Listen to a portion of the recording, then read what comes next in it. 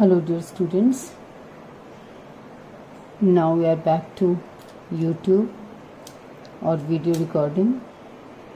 In the last class we have discussed electrostatic potential, the definition of electrostatic potential, and let us have some recap of that concept. What is electrostatic potential? As you know that it is the amount of work done in bringing a unit positive test charge from infinity to the point in the electric field of a given charge without acceleration.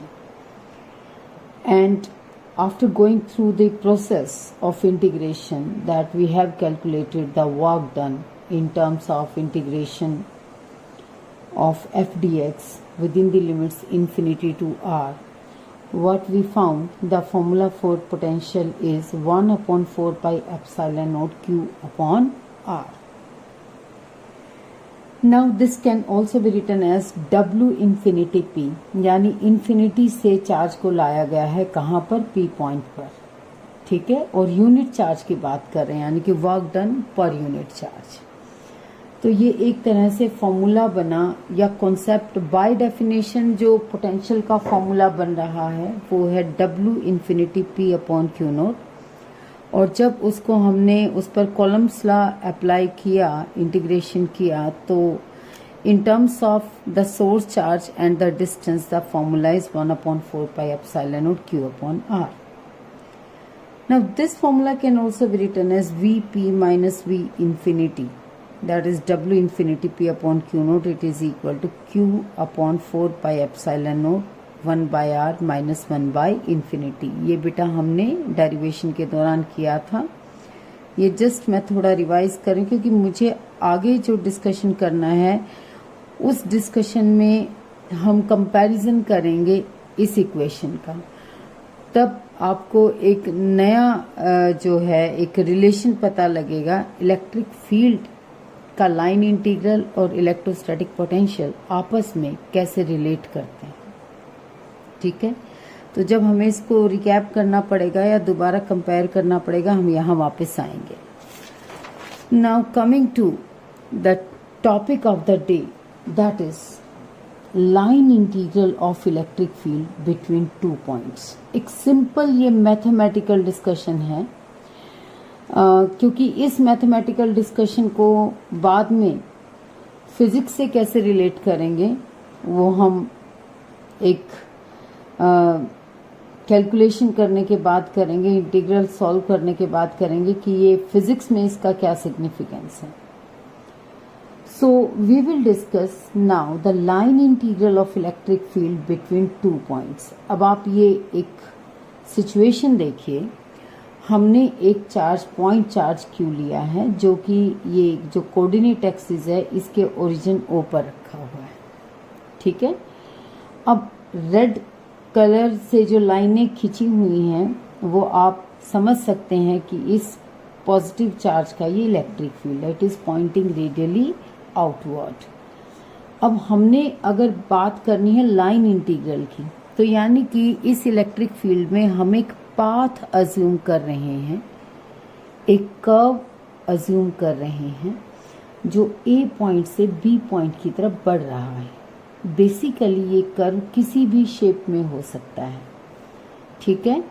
ये curve ए से B हम जो ले रहे हैं ये electric field में ले रहे हैं, लेकिन इस कर्व की डायरेक्शन और इलेक्ट्रिक फील्ड किस तरह से जा रहा है ये आप ध्यान से देखें. अब अगर पोजीशन ए जो कि पॉइंट ए है, इस पॉइंट ए का मैं पोजीशन वेक्टर क्यू के रिस्पेक्ट में आर ए लेती हूँ और पॉइंट बी का पोजीशन वेक्टर मैं क्यू के रिस्पेक्ट में लेती हूँ आर बी, ठीक है. और मुझे लाइन इंटीग्रल निकालना है इलेक्ट्रिक फील्ड का. मैं कैसे लिख सकती हूँ लाइन इंटीग्रल? लाइन इंटीग्रल लिखा जाएगा E डॉट dl. ये है लाइन इंटीग्रल. ओपन है क्योंकि कर्व की बात करूं, I am not talking about here about the close loop, ठीक है. तो अभी हमें ये आर ए से आर बी तक लेना है. ये हमें 2 पॉइंट्स हमें डिस्टेंसेस लेने हैं, या मैं इसको ऐसे भी लिख सकती हूँ E.dl it is from A to B। जैसे हमने पॉइंट A एंड B हमने लिया डिस्टेंसेस, क्योंकि हम डिस्टेंस का यहाँ पर इंटीग्रल कर रहे हैं, तो डिस्टेंस के टर्म्स में हम यहाँ लिमिट्स ले रहे हैं RA एंड RB, राइट। अब क्योंकि आप अब इंटीग्रल का कॉन्सेप्ट समझ चुके हैं, इसमें हम एकदम से इस इंटीग्रल को सॉल्व नहीं कर सकते। हमें पहले जो हमारा कर्व है उसको छोटे छोटे स्मॉल लाइन सेगमेंट्स में डिवाइड करना पड़ेगा। तो यहाँ ऑलरेडी ये 2 पॉइंट्स हम यहाँ सेलेक्ट कर लेते हैं। एक पॉइंट मैंने लिया C और दूसरा पॉइंट मैंने लिया यहाँ पर D। सो बेटा, what we have to do to calculate the line integral of electric field from point A to point B, or point A is having position vector RA and point B is having position vector RB, we have to divide the curve into small segments, line segments, and then we will integrate. First we will find out the dot product of electric field with of that small line segment, and then we will integrate so that we can find out the line integral over the whole curve. तो मैंने यहाँ 2 point C और D select किए हैं, और ये मान के चलेंगे कि C और D पॉइंट्स जो हैं ये बहुत क्लोज हैं एक दूसरे के, और यहाँ पर इलेक्ट्रिक फील्ड की वैल्यू है वो लगभग कांस्टेंट है। क्योंकि अगर तुम देखो कि ये इलेक्ट्रिक फील्ड रेडियली आउटवर्ड इस तरीके से बाहर जा रहा है, और हम कोई भी कर्व अगर इस पर लेते हैं तो कर्व पर जो डिफरेंट पॉइंट्स आ रहे हैं वहां जरूरी नहीं कि इलेक्ट्रिक फील्ड की वैल्यू सेम हो, क्योंकि पोजीशन वेक्टर्स भी अलग अलग है, डिस्टेंस बदल रहा है। तो यहाँ एक बात ध्यान हमें रखनी है कि जिस छोटे से लाइन सेगमेंट की हम बात कर रहे हैं वो लाइन सेगमेंट इतना छोटा होना चाहिए, यानी कि C और D पॉइंट आपस में बिल्कुल क्लोज होने चाहिए कि C पर भी इलेक्ट्रिक फील्ड और D पर भी इलेक्ट्रिक फील्ड लगभग क्या लिया जा सके, कांस्टेंट लिया जा सके। ठीक है, तो ये जो CD है ये मैंने डेल्टा L यहाँ से डिनोट किया है, और ये C से D की तरफ इसका हम क्या लेते हैं, डायरेक्शन। सबसे पहले वर्कआउट करेंगे हम E डॉट डेल्टा L पर। ठीक है, हमें ये पहले फाइंड आउट करना है कि ये क्या है। अब मान लो कि Q से C का जो पोजीशन वेक्टर है वो R है, और Q से D का पोजीशन वेक्टर जो है वो R डैश है। ठीक है, और अगर मैं इसकी डायरेक्शंस भी मार्क करूं तो ये R की और ये R डैश की डायरेक्शन बनेगी। अब ट्राइंगल ऑफ वेक्टर एडिशन में लगाऊं तो R plus delta L is equal to R dash, so delta L is equal to R dash minus R। ठीक है, फिलहाल हम यहाँ इस इक्वेशन को लेकर हम कुछ वर्कआउट करेंगे, क्योंकि हमें फाइंड आउट करना E डॉट डेल्टा L। अब E डॉट डेल्टा L, अगर ये पोजीशन वेक्टर कहीं पर भी इधर पोजीशन वेक्टर, इधर पोजीशन वेक्टर, इधर पोजीशन वेक्टर, जो इलेक्ट्रिक फील्ड है बाहर की तरफ जा रहा है, तो इलेक्ट्रिक फील्ड की डायरेक्शन अगर मैं E डॉट डेल्टा L को लिखूंगी तो मुझे E इसका मुझे मैग्नीट्यूड लेना है, जहां भी ये आपका E यहाँ पर है, और इधर इस E की डायरेक्शन क्या है, इस वेक्टर R का यूनिट वेक्टर की टर्म्स में मैं इसकी E की डायरेक्शन दे सकती हूँ। तो E को डिनोट करने का मेरा तरीका रहेगा E and unit vector R। ध्यान दो, क्योंकि डेल्टा L भी एक वेक्टर क्वांटिटी है, E भी एक वेक्टर क्वांटिटी है। मैं CD पर मैं E dot delta L find out करना चाह रही हूँ, तो C पर E का क्या स्टेटस है, E की क्या डायरेक्शन है। तो पॉइंट C पर E का मैग्नीट्यूड E है, और इसकी डायरेक्शन क्या है, जो पोजीशन वेक्टर R है उसकी तरफ है, यानी I have to select the unit vector in the direction of position vector R। So I can write E is equal to E R unit vector. ठीक है, अब मैं इसको भी फर्दर यहीं पर एक बार लिख लेती हूँ, इसको R vector divided by R में लिख सकती हूँ, क्योंकि आपको यूनिट वेक्टर का फॉर्मूला पता है कि the total vector divided by its magnitude हमें क्या दे देता है, यूनिट वेक्टर। अब इस सब को छोड़ो, अब पहले ये लो आप, एक बार ये कैलकुलेट करके देखो कि ये क्या चीज़ हमारे पास आता है, क्योंकि अब मेरे पास जो है ई डॉट डेल्टा एल में अगर मुझे डॉट प्रोडक्ट फाइंड आउट करना पड़ेगा तो वो are dot delta L find out करना पड़ेगा। ठीक है, तो are dot delta L find out करने के लिए हम थोड़ा सा मैथमेटिक्स के साथ खेलते हैं। R dash dot R dash vector का स्केलर प्रोडक्ट, ये इन दो वेक्टर्स का हम यहाँ स्केलर प्रोडक्ट ले रहे हैं, तो ये हमारा आ जाएगा R plus delta L dot R plus delta L. तो देखो बेटा, वेक्टर ए डॉट ए होता है ए स्क्वायर। ठीक है, तो ये हो जाएगा आर डैश स्क्वायर और इधर हो जाएगा आपका आर स्क्वायर, क्योंकि R dot are square plus are dot delta L जो कि हमें चाहिए, plus delta L dot are, same है दोनों क्योंकि स्केलर प्रोडक्ट कम्यूटेटिव होता है, प्लस डेल्टा एल स्क्वायर। अब डेल्टा एल खुद में बहुत स्मॉल है तो डेल्टा एल हम इसको इग्नोर कर देंगे, it is approaching to zero, इसको छोड़ो, यहाँ निगलेक्ट कर देंगे। And what we are left with R dash square is equal to R square plus 2 R dot delta L, क्योंकि because A dot B is equal to B dot A, ये scalar product की property हमें मालूम है। R dash square minus R square is equal to 2 R dot delta L, तो are dot delta L is equal to 1/2 R dash square minus R square. Okay बेटा, अब आ जाइए, I am sorry, भूल जाते हैं कि हमें पोजीशन रजिस्टर की चेंज नहीं करनी। अब आइए, हम कहाँ थे, ई डॉट डेल्टा एल पर। ई डॉट डेल्टा एल हमें कैसे लिखना है, E vector R upon magnitude of R dot delta L. ये फर्दर कैसे हो जाएगा, E by R R dot delta L. अब ये यहाँ ये देखिए आर डॉट डेल्टा एल हम यहाँ कैलकुलेट कर चुके हैं, तो यानी कि हम इसको कैसे लिखेंगे, ई को भी अब आप लिख लीजिए 1/4 pi epsilon naught Q upon R square, फिर ये आ जाएगा 1/r और फिर आएगा r dot delta L. Right, ये सभी स्केलर क्वांटिटीज हैं, ये सभी स्केलर क्वांटिटीज हैं, ये दो वेक्टर क्वांटिटीज हैं। तो E dot delta L is equal to 1/4 pi epsilon naught q upon r cube and it is r dot delta L. अब ये जो r डॉट डेल्टा एल है, ये हमने इसकी वैल्यू यहाँ पर फाइंड आउट की है। ठीक है, it is r dot delta L and this value is half r dash square minus r square. Okay, so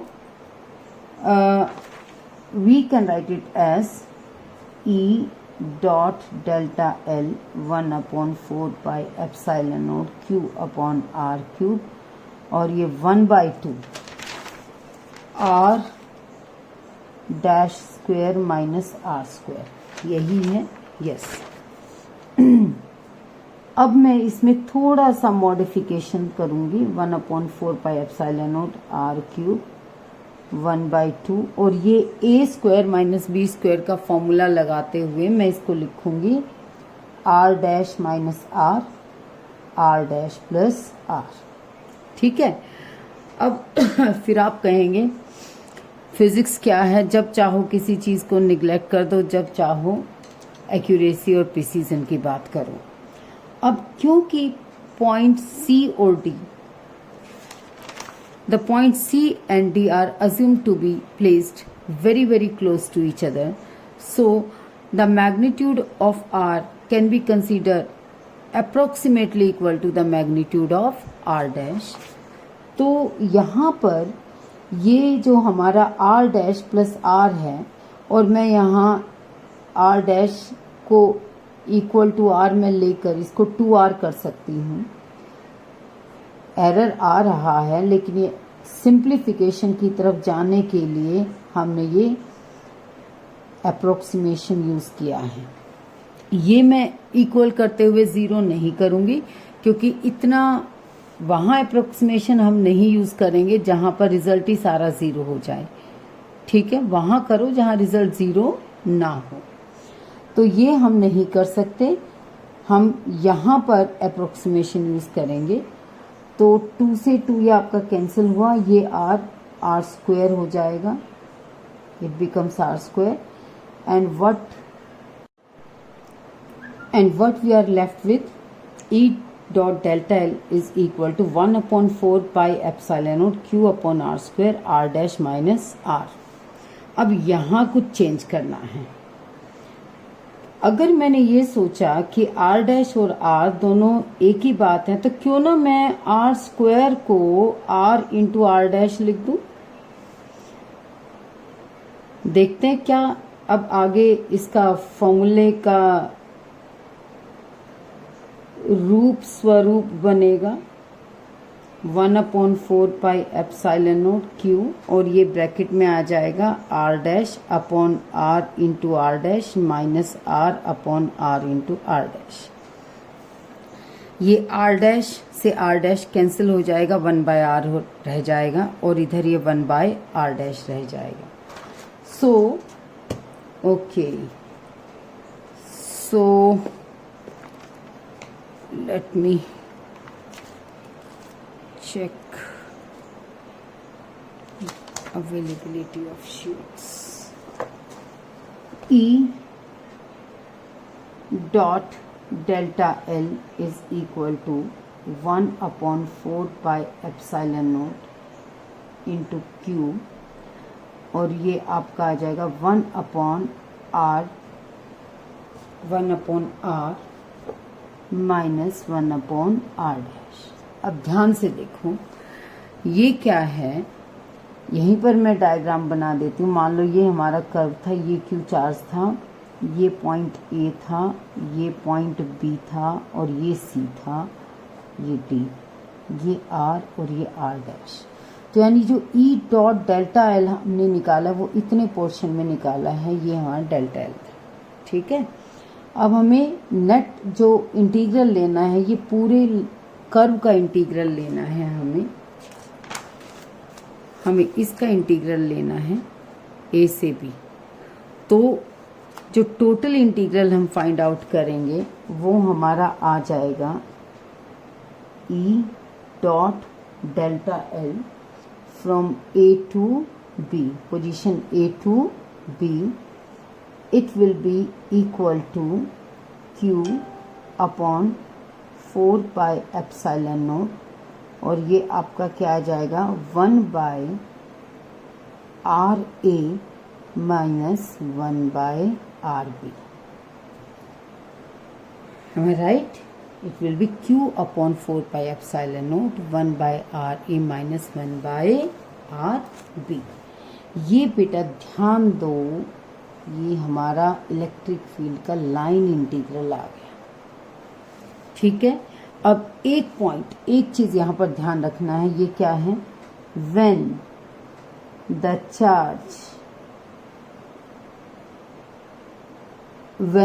charge, या हम इसमें हम ले सकते हैं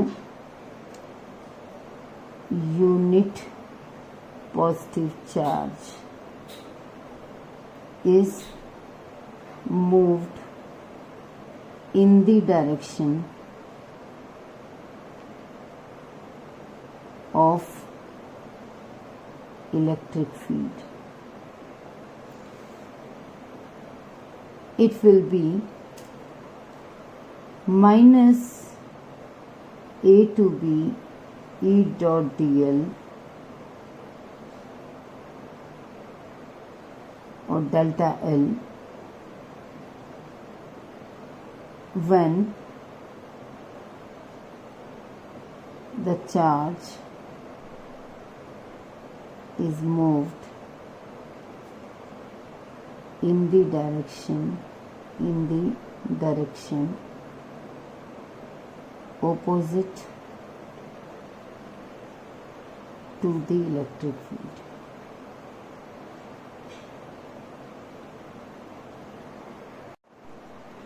So beta, when we want to calculate the line integral of electric field along the whole curve from A to B, then it will become E dot dl. क्योंकि जब calculus हम यूज करेंगे, इंटीग्रेशन पर अगर हम जाएंगे, derivative पर जाएंगे, तो स्मॉल डिस्टेंसेस के लिए होगा, then this delta L will be replaced by dl and it will be E dot dl integral within the limits a to b. It will be equal to q upon 4 pi epsilon naught 1 by r a minus 1 by r b.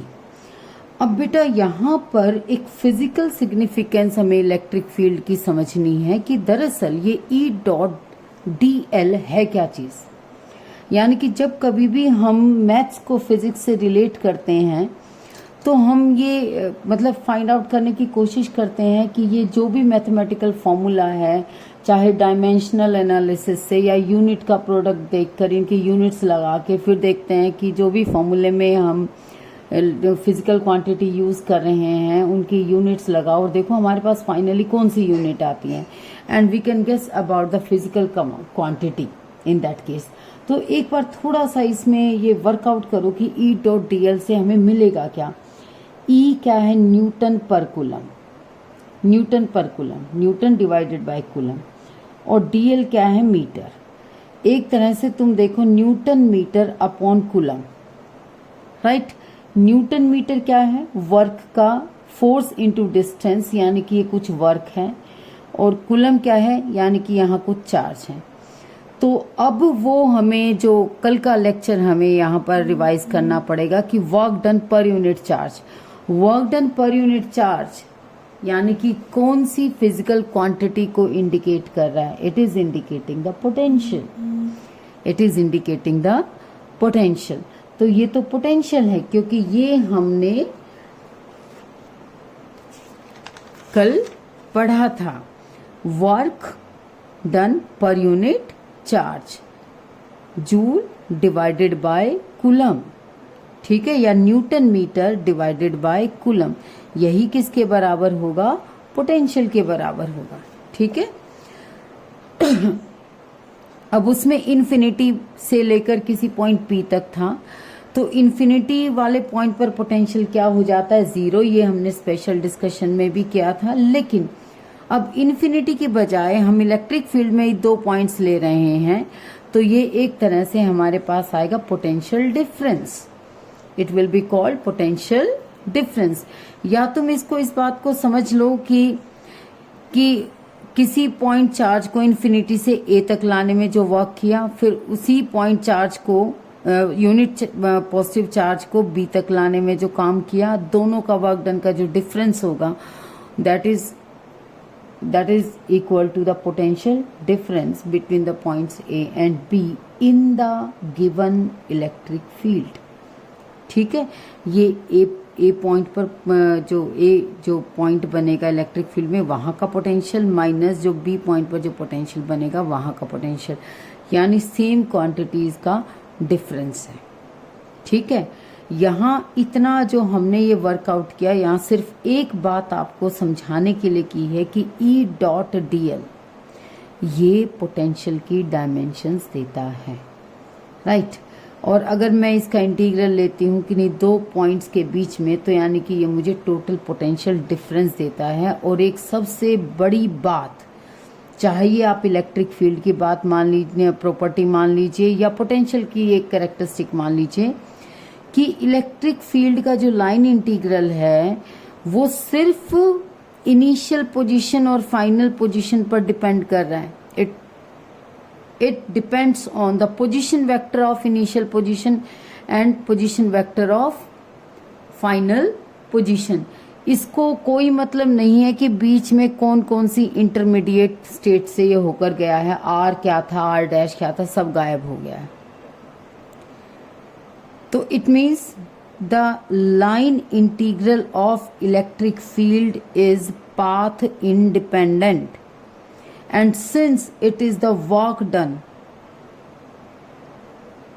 per unit charge, so work done by the electric field, it is independent of path covered by any charge, you can say. So it is independent of path covered by any charge, but depends only on the initial position and final position. That's why electric field is conservative in nature. तो electric field क्या है, वो conservative है। तो ये electric field की भी आपके पास एक प्रॉपर्टी आपको पता लग गई। और अगर इलेक्ट्रिक फील्ड कंजर्वेटिव है तो work done by the electric field in moving a charge along a closed loop that must be equal to 0, क्योंकि कोई भी कंजर्वेटिव फिजिकल फोर्स होता है या फील्ड होता है, ग्रेविटेशनल फील्ड में भी हमने ये पढ़ा था कि क्लोज लूप में टोटल वर्क डन क्या आना चाहिए, 0 आना चाहिए। ओके, चलिए इसी बात पर एक एग्जाम्पल लेते हैं। मान लीजिए ये कोई चार्ज क्यू है और इसके इलेक्ट्रिक फील्ड में हम इसमें 2 लूप लेते हैं लाइक दिस। 2 क्लोज कर्व ले लीजिए, ए बी, पहले ए से बी जाओ और फिर बी से ए जाओ, और पोजीशन वेक्टर दोनों के हम मार्क कर देते हैं। ये ए का पोजीशन वेक्टर और ये बी का पोजीशन वेक्टर, ये हो जाएगा आर ए और ये हो जाएगा आर बी। तो हम कैसे लिखेंगे, हम लिखेंगे क्लोज लूप में पहले हम E dot D L A से बी लेंगे, जो कि हमारा होगा Q upon 4 pi epsilon naught 1 upon R A minus 1 upon R B, और फिर हम लेंगे E dot D L B to A, it will be Q upon 4 pi epsilon naught 1 upon R B minus 1 upon R A. अब total integral जो होगा E dot dl along the closed loop, that will be the sum of these two integrals,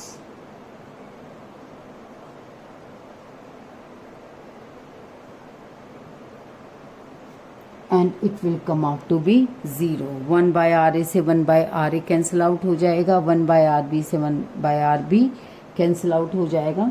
और ये हमें एक property बताती है कि electric field is conservative in nature। समझें।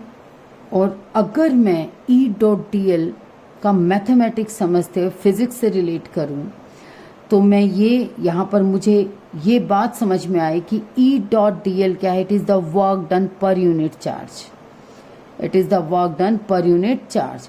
अगर एक यूनिट चार्ज को मैं ए से बी तक लेकर आऊं और फिर बी से दोबारा ए तक लेकर जाऊं, तो इलेक्ट्रिक फील्ड को वर्क डन कितना करना पड़ेगा, 0 वर्क डन करना पड़ेगा। इसका दूसरा मतलब ये भी है। ठीक है बेटा। Now coming back to this situation, E dot D L from A to B is equal to Q upon 4 pi epsilon naught 1 by RA minus 1 by RB। ये अब इसका मीनिंग हमने समझ लिया है कि ये पोटेंशियल से भी रिलेट कर रहा है कि ये पोटेंशियल है, ये वर्क डन है इलेक्ट्रिक फील्ड के द्वारा किया गया, किस पर, यूनिट पॉजिटिव चार्ज पर। जब हम यूनिट पॉजिटिव चार्ज को ए से बी तक लेकर जा रहे हैं, लेकिन one thing, in the direction of electric field, in the direction of electric field.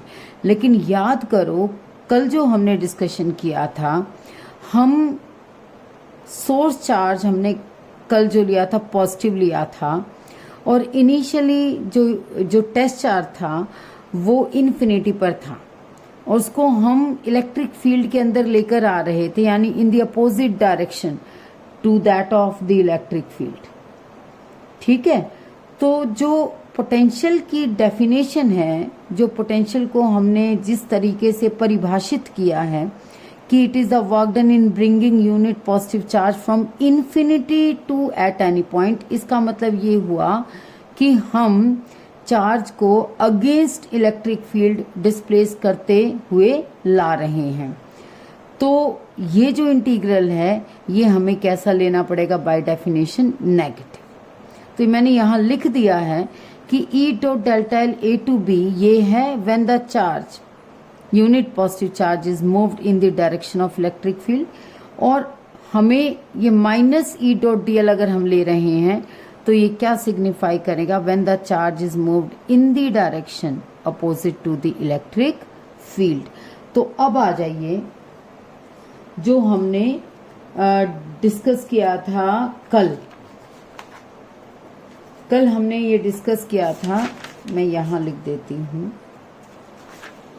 कि W infinity P upon Q naught is equal to Q upon 4 pi epsilon naught 1 by R minus 1 by infinity. तो अगर मैं इसको लिखूं तो ये है Q upon 4 pi epsilon naught 1 by R minus Q upon 4 pi epsilon naught 1 by infinity. ये अगर मैं कहूं तो ये है VR या VP minus V infinity, and this is the potential difference W infinity P upon Q not. अब मुझे क्या पता लगा, अगर मैं इसको लिखूं A और B के रिस्पेक्ट में कि WAB अपॉन Q नॉट, भाई मैं सिर्फ A से B की तरफ जा रही हूं, ठीक है। तो ये बनेगा हमारे पास, ये जो फॉर्मूला आएगा ये हमारे पास आना चाहिए A से B की तरफ, then it will be VB minus VA, क्योंकि A मैं इंफिनिटी की जगह लिख रही हूँ, B मैं P की जगह लिख रही हूँ। तो ये VAB अपॉन Q नोट क्या बनेगा, VB माइनस VA, राइट। अब यही चीज हमने लाइन इंटीग्रल में निकाली है। E dot D L A से B, ये मेरे पास आया Q upon 4 pi epsilon naught 1 by R A minus 1 by R B, ठीक है। और ये आपका आ जाता है, अगर इस फॉर्मूले से तुम इसको रिलेट करो तो ये आएगा VA माइनस VB। तो VB माइनस VA अगर मुझे निकालना है तो मुझे इस इंटीग्रल को क्या करना पड़ेगा, नेगेटिव लेना पड़ेगा। तो फ्रॉम 1 एंड 2 फाइनली मुझे क्या समझ में आया कि minus A to B E dot D L is equal to, it will be 1 upon Q upon 4 pi epsilon naught 1 upon R A minus 1 upon R B, यानी कि VA minus, sorry, it will be RB minus RA, क्योंकि final position पहले आएगी, initial बाद में आएगी, तो ये VB माइनस VA ये आ जाएगा आपका, ठीक है। अब कंक्लूजन क्या लेना है, ये आज तुम्हें मेन ये बात याद रखनी है कैसे लाइन इंटीग्रल निकालनी, हमने निकाला है, क्या सॉल्व किया है, E dot delta L, R dash लिया, आर लिया, वो मैथमेटिक्स है, वो कोई नहीं देखेगा। आपने उस मैथमेटिक्स को यूज करते हुए आपने क्या समझा कि इलेक्ट्रिक फील्ड का लाइन इंटीग्रल हमें पोटेंशियल कैलकुलेट करके देता है। इलेक्ट्रिक फील्ड का लाइन इंटीग्रल दो पोजीशंस के बीच में हमें पोटेंशियल डिफरेंस देता है। अगर इलेक्ट्रिक फील्ड की डायरेक्शन में ही हम अपने यूनिट पॉजिटिव चार्ज को मूव कराते जा रहे हैं तो इलेक्ट्रिक फील्ड का लाइन इंटीग्रल पॉजिटिव लेना पड़ेगा। लेकिन अगर इलेक्ट्रिक फील्ड के ऑपोजिट डायरेक्शन में हम लेकर आ रहे हैं तो लाइन इंटीग्रल हमें नेगेटिव लेना पड़ेगा, ठीक है। तो मैं इसको थोड़ा सा इसको अब सम अप करती हूं। मुझे कल बताया गया कि W infinity P upon Q naught is equal to VP minus V infinity. इसको मैंने मॉडिफाई किया, WAB upon Q naught is equal to VB minus VA। ये मुझे कल बताया गया, मुझे आज बताया गया minus E dot DL is equal to VB minus VA। ये मुझे आज बताया गया। फ्रॉम 1 and 2 मुझे समझ में आया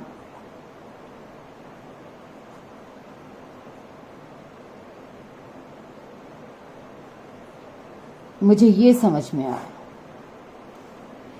the work done in bringing और the work done in moving a unit positive charge from position A to position B in the given electric field is equal to the negative of the line integral of electric field between positions A and B, which is also equal to the potential difference between the points B and A. So beta WAB upon Q naught, it is the work done per unit charge। ये electric field के line integral के भी बराबर है। और दूसरी बात हमें क्या समझ में आए कि electric field is conservative in nature. दो बातें हमें यहाँ पर इस क्लास में मेन समझ में आनी चाहिए कि WAB अपॉन Q नोट को E डॉट DL के लाइन इंटीग्रल से भी के इक्वल भी हम लिख सकते हैं। हमें पता होना चाहिए कि पोटेंशियल जो है इसको हम कितनी तरह से कैलकुलेट कर सकते हैं। दूसरा साथ यहाँ पर एक चीज हम और समझे कि इलेक्ट्रिक फील्ड जो है वो कंजर्वेटिव भी है। इलेक्ट्रिक फील्ड कंजर्वेटिव का ये हमने पहले क्यों नहीं डिस्कस किया, फर्स्ट चैप्टर में क्यों नहीं डिस्कस किया, क्योंकि यहाँ हम अब इकट्ठा ये रिलेट कर सकते हैं कि इलेक्ट्रिक फील्ड का लाइन इंटीग्रल दरअसल पोटेंशियल ही है। ठीक है बेटा, आज के लिए इतना ही। ओके, प्लीज आप इस वीडियो को ध्यान से देखना और कहीं पर भी कोई डाउट है वो आप व्हाट्सएप पर शेयर करें। Thank you and have a nice day.